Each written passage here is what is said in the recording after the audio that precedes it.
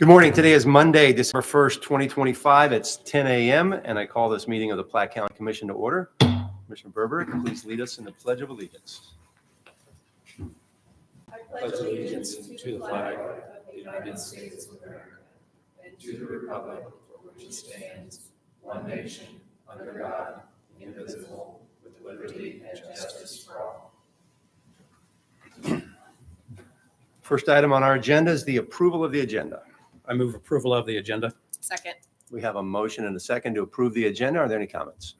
Clerk, please call the roll. Commissioner Berger? Yes. Commissioner Berger? Yes. Commissioner Banner? Yes. The motion carries 3-0. Next on the agenda is the consent calendar. I move to approve the consent calendar. Second. We have a motion and a second to approve the consent calendar. Are there any comments? Clerk, please call the roll. Commissioner Berger? Yes. Commissioner Berger? Yes. Commissioner Banner? Yes. Motion carries 3-0. Next on our agenda, business action items, the first two of which will be presented by Platte County Auditor Kevin Robinson. First item is a public hearing to amend the budget. It is 10:02 a.m. and the public meeting is open. Commissioners, Kevin Robinson, Platte County Auditor. As you will recall, on November 3rd, we requested to have this public hearing to consider amendments to the 2025 county approved budget. As required, these were made available online and hard copy available in my office. The affected offices for the considerations today include the Assessors Fund, Victims Domestic Violence Fund, Park Sales Tax Fund, Stormwater Fund, Road Sales Tax, Kansas City Fund, Road Sales Tax, Parkville Fund, Road Sales Tax, Riverside Fund, and under the General Fund, General County Services and General Administration. So Commissioners, before you, not a lot of items, but you will notice that 5 of the 8 items are all related to a TIF expense.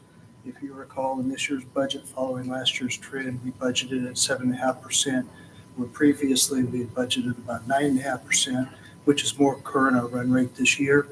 For these 5 items, what we are proposing to do is increase the sales tax, the budgeted sales tax, in the amount of slightly over the amount of projected tax payment for the month of December.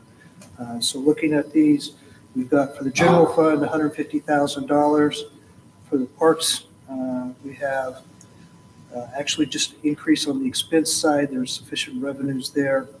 Then on Kansas City, again, sufficient funds are in reserve, so $10,000 increase. And then in Parkville, we're doing a $5,000 increase to the proposed tax as well as the expense. And then same in Riverside, but at $70,000. The other items on here, under the general fund, under the Victims Domestic Violence Fund, this is a very unanticipated revenues every year. It's based on court activity. These are fees that are collected by the courts that are by statute allocated to domestic violence. Our funds typically go to the Synergy Service. So to cover the anticipated disbursements of almost $6,000, we're increasing the revenue, which this is revenue that's been collected. Moving on down, under stormwater, we also have a little salary, $300 and about $400 in benefits that we need to add to cover payroll for the year. And then in the, I thought it was the assessors fund, we had same thing, second item on here, assessors assessment fund. We need $14,000 to cover salaries within that fund. Again, revenues are sufficient to cover that increase in expenses. With that, Commissioners, I'll gladly answer any questions you have. I don't have any questions. No questions. Is there any questions from the public? Okay, seeing none, it is 10:05 a.m. and this public hearing is closed. And we move on to 2025 CO 163. Again, Commissioners, Kevin Robinson, Platte County Auditor. As discussed in the public hearing, no changes made to what was posted. The funds and offices affected are the Assessment Fund, Victims Domestic Violence Fund, under the Park Sales Tax Fund, Stormwater, Kansas City, Parkville, and Riverside, and then within the general fund, County Services and General Administration. With that, I respectfully request that you approve these amendments as presented. I move approval of 2025-CO-163, approval of the amendments to the 2025 Platte County budget. Second. We have a motion and a second on this item. Are there any comments? Clerk, please call the roll. Commissioner Freiberg, Yes. Commissioner Berger, Yes. Commissioner Vanderwerf. Yes. Motion carries 3-0. Thank you. Thank you, Kevin. Next on the agenda, 2025 RES 083 to be presented by Captain Jeffrey Shanks of the Platte County Sheriff's Office. Morning, sir. Good morning, Commissioners. Captain Jeffrey Shanks, the Sheriff's Office. Resolution 2025 RES 083. We're requesting the resolution to submit an application to the Missouri Department of Public Safety, grant application for the 2025 counter UAS drone surveillance equipment, potential budget impact of $48,676. This would be a reimbursement grant, which once we are granted the award, we would be purchasing the equipment and be reimbursed for the state for it. What we're looking at is we typically have a very robust drone program with the Sheriff's Office. We have a large number of certified drone pilots. We've maintained drones and we deploy those. This is a tethered drone that does not require a certified pilot. This would be used predominantly by emergency management, but it would also be used by patrol. This is anytime we deploy a command post at a major event, everything from the Platte County Fair. We have this little thing called the World Cup coming in 2026, and we've got the site down in Riverside, amongst the airport, anywhere and everywhere. This thing could be deployed. Once it's deployed, it does not require a pilot.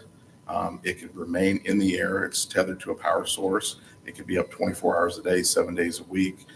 There's history of these unmanned tethered drones being up for up to 40 days, collecting data both with visual and thermal cameras. And the idea is to detect other unauthorized drones in the area, any type of security threat, to gather, basically provide enhanced security for any type of operational event in which our command post or would be required. And we would be getting this, the cost of the equipment, as you can see, it just over $48,000 would be a substantial cost if we had to bear it. But we're asking for this resolution so we can submit the grant to get reimbursement for the purchase. Okay. I move to approve 2025-RES-083 for grant application for counter unmanned aircraft system. Second.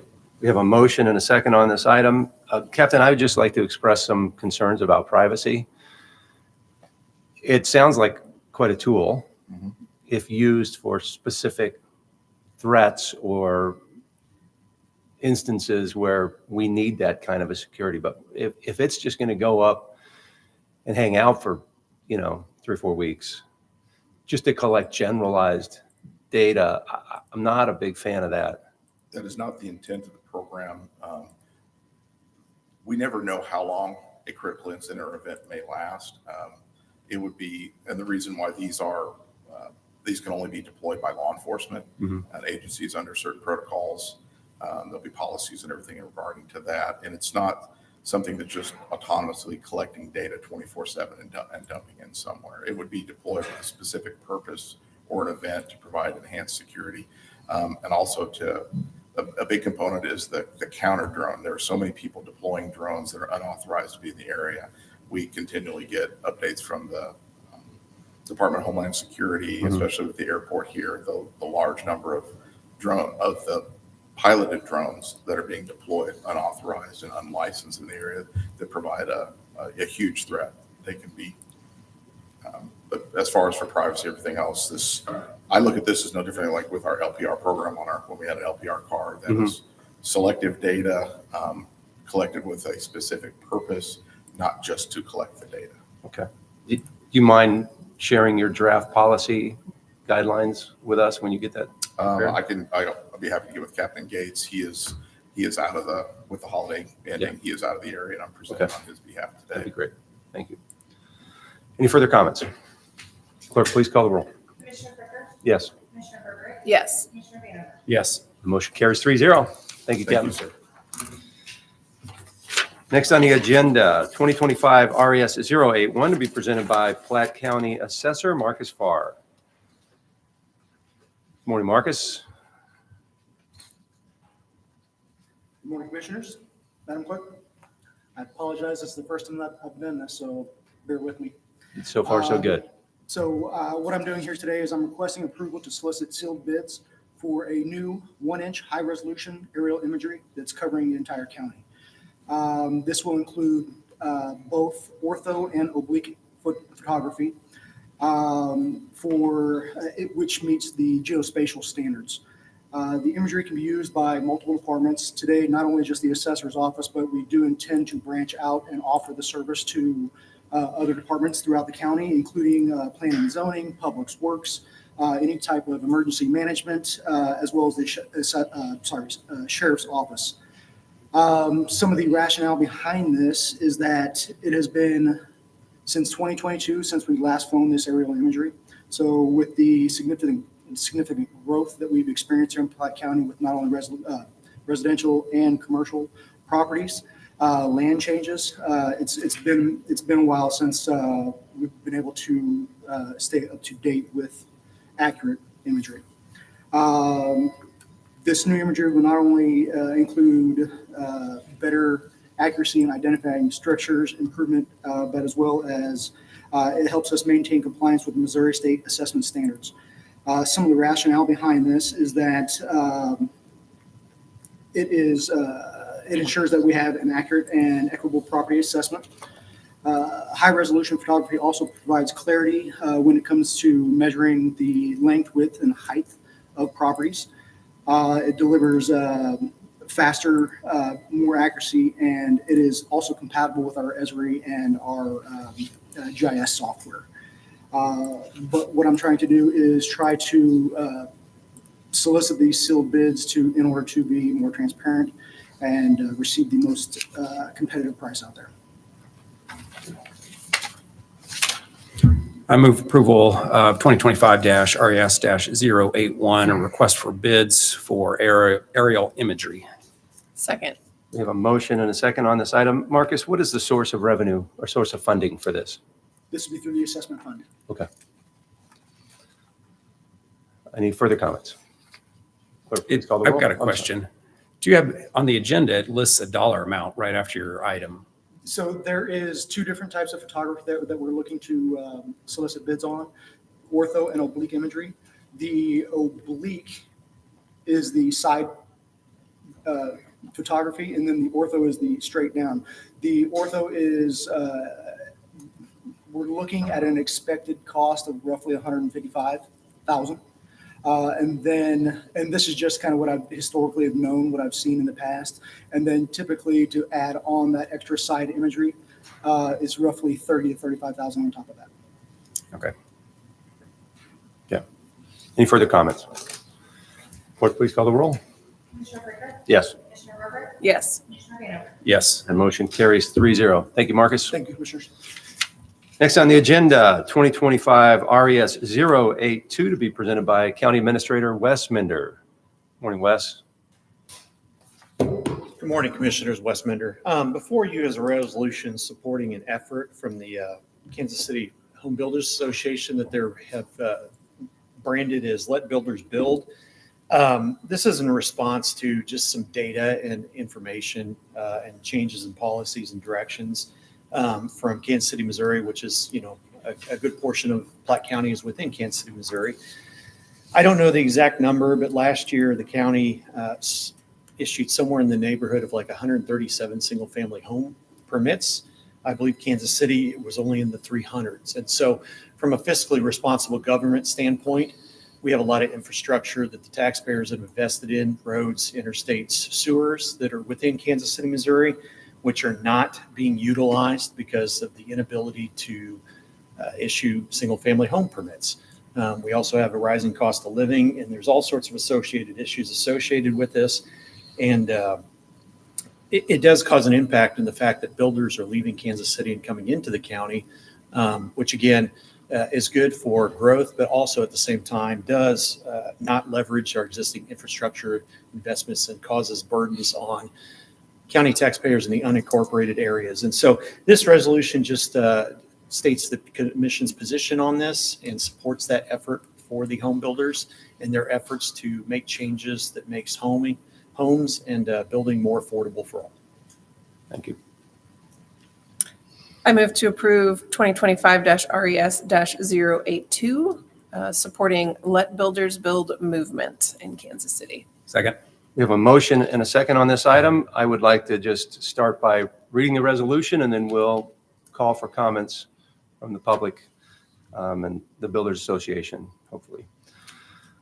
A resolution supporting the Let Builders Build movement to promote increased housing supply in the Kansas City region.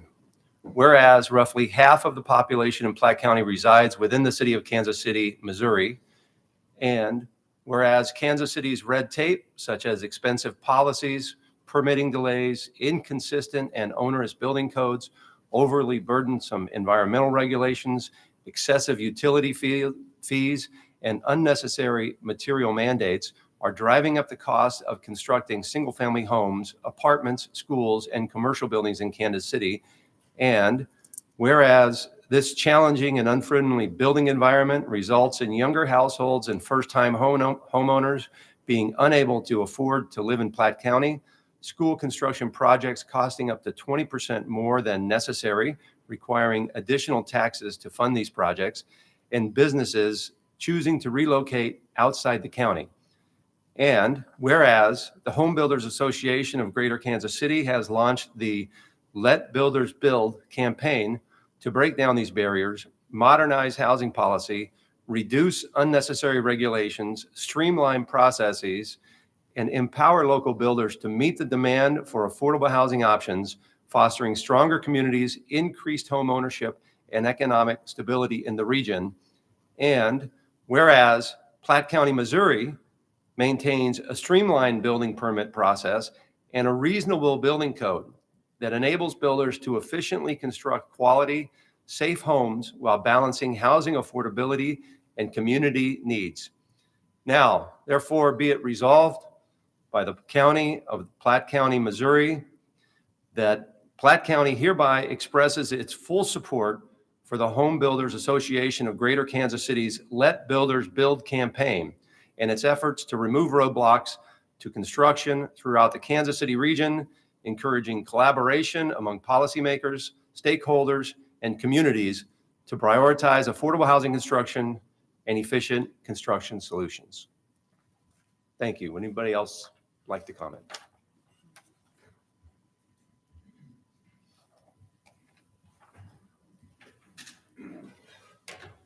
Mr. Presiding Commissioner, members of the commission, my name is Will Reuter, and I serve the residential construction industry in Kansas City as staff at the Home Builders Association of Greater Kansas City.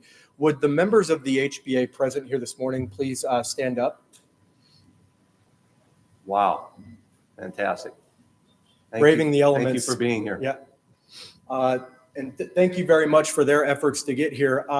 It's very rare to get that kind of turnout in support of something. These days, it is so increasingly difficult to add the type of single family and home ownership opportunities necessary that a market like a growing community and county like Platte County requires. With all of the economic development that has gone on, Platte County is typically ranking at the top of the fastest growing counties in the state of Missouri. Those jobs need somewhere to sleep at night, and that workforce needs a roof over their head that they themselves own. It's a stabilizing factor in our society and certainly in our local economies.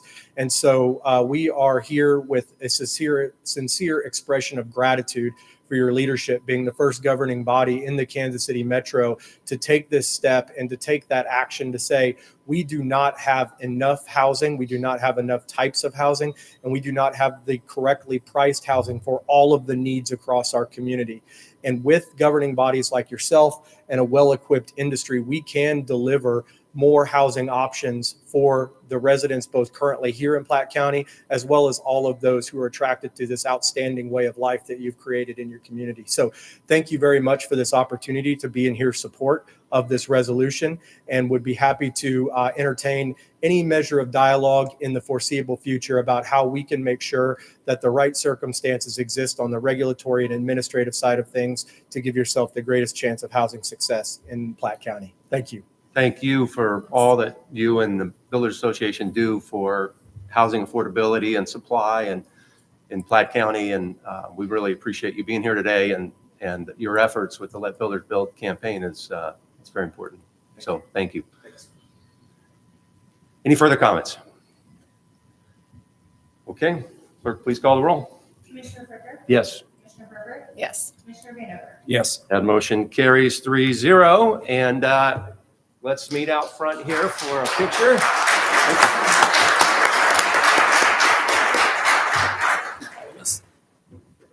Come on up. We get the whole crew if you want. Let's go.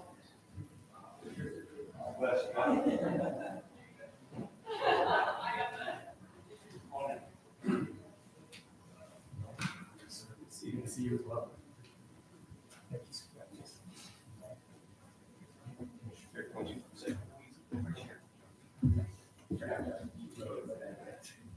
Good job, man.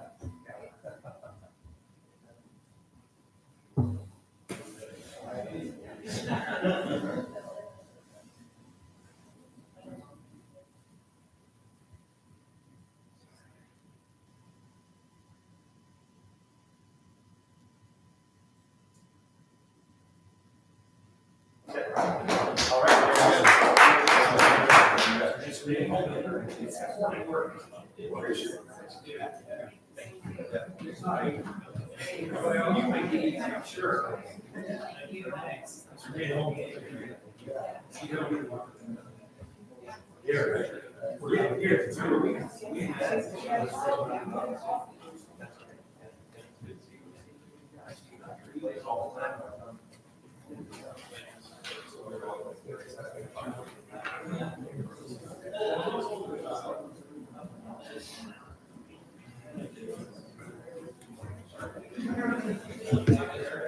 Yeah, usually with that kind of an attendance, it's all opposition. So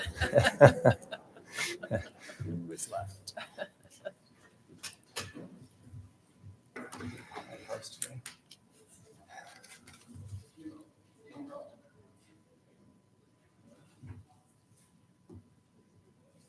we'll wait just a minute.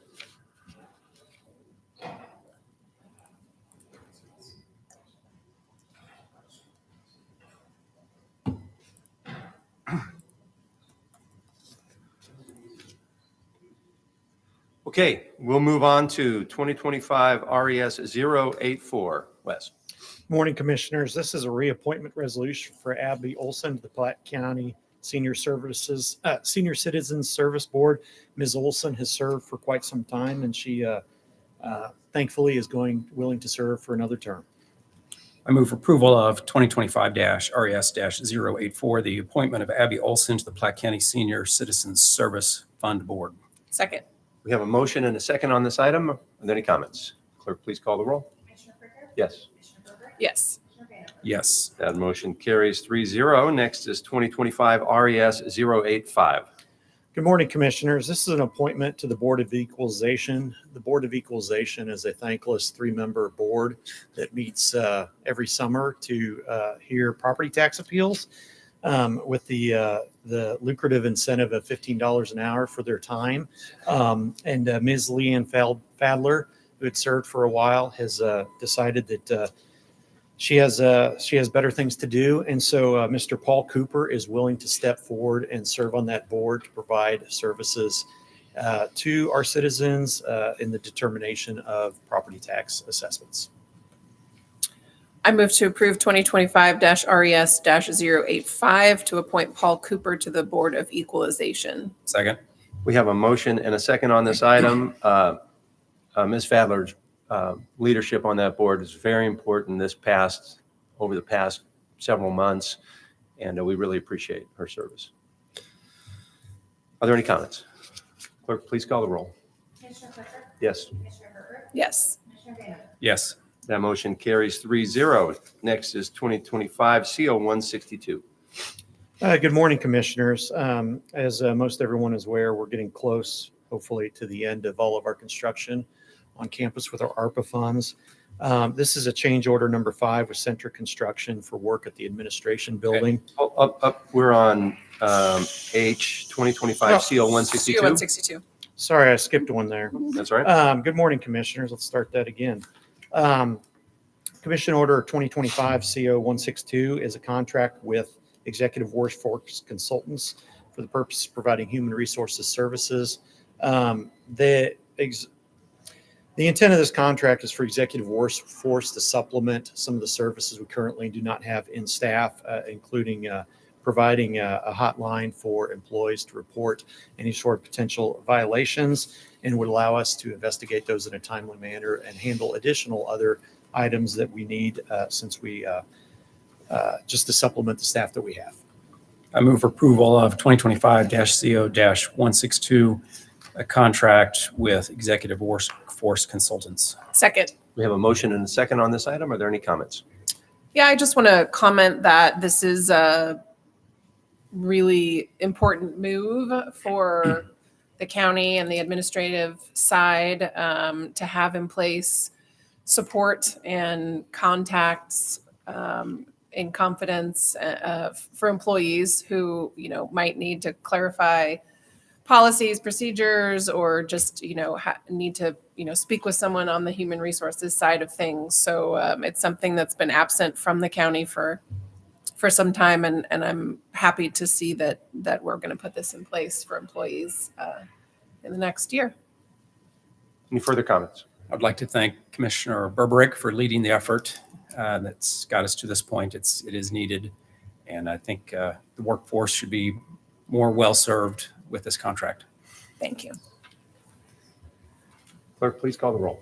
Commissioner Brinker? Yes. Commissioner Berger? Yes. Commissioner Vanderwerf? Yes. That motion carries 3-0. Thank you. Thank you, Wes. Next on the agenda, 2025 CO 160 to be presented by Planning and Zoning Director Daniel Erickson. Morning, Daniel. Good morning, Commissioners. Daniel Erickson on behalf of the Planning and Zoning Department. Commission Order 160 is a request to rezone 8.5 acres from current zoning, which is multifamily, residential multiple dwelling, to RE, which stands for Rural Estates. The property owner is Swaney Family Trust. The rezoning does conform to the county's land use plan. This property is, for whatever reason, was zoned multifamily back in the 70s, has retained that zoning. It is not in an area planned for or appropriate for multifamily development. So changing the zoning to rural estates is in conformance to the land use plan and a better use for that area. This is an area that's about halfway between Platte City and Smithville along 92. It's not a development. It's not an area with sewer and water and those kind of things. So this came before the Planning Commission, and the Planning Commission voted to approve this by a vote of 6 in favor, 2 opposed, and 1 abstention. Now you're going to ask why were there people opposed? The primary reason for the opposition is that there was a follow-on application, a special use permit for a cell phone tower, telecommunications tower on this same property. Telecommunication towers are not permitted by special use permit in multifamily. They are permitted in ag and RE and industrial zoned areas in the county. So the purpose of the zoning was also to have this second application. That application does not come before the county commission, but it is contingent on the rezoning being approved. Cell towers or communication towers are a little tricky for local governments, including Platte County. Several years ago, the state legislature passed a law severely restricting local jurisdictions' ability to regulate cell towers. The argument on behalf of the cell tower lobby was basically cell towers have become a piece of critical infrastructure, kind of like power. We don't have planning commission meetings to determine where the power lines go, but those are regulated by the Public Service Commission.